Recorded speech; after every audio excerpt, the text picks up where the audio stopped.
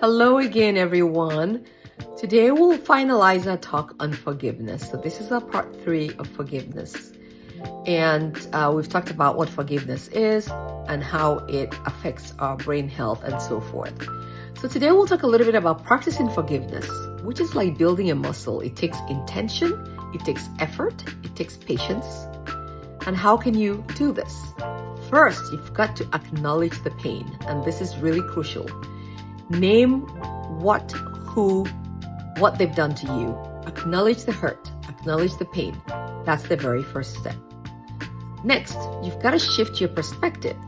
Try to be empathetic. Try to see the situation through the other person's eyes. And that's difficult to do. You don't have to condone their behavior, but just understanding why they may have done what they did, it tends to soften the resentment. Number 3, write it out. Journaling can help. Writing it out helps you untangle your emotions. Number 4, set boundaries. The fact that you're forgiving someone doesn't mean that you let that abuse continue on and on. For example, if you're in a toxic relationship, physically abusive relationship, you don't want to stay there and be abused. So you do need to set the boundaries. Next, mindfulness and meditation. There's some forgiveness-focused meditations that can quiet your mind and reconnect you with compassion. Think about yourself, self-love, things like that.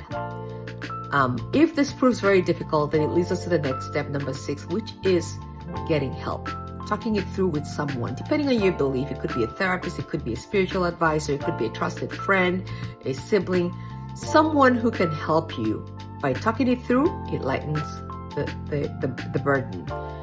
And next, you've got to choose it again and again. What does that mean? It's not a one-time decision. You have to choose to forgive on and on and on. Now, there is a difference in personal relationships and forgiveness and in professional relationships and forgiveness. For example, if your sibling does something that betrays you, forgiveness is often deeply emotional and intimate.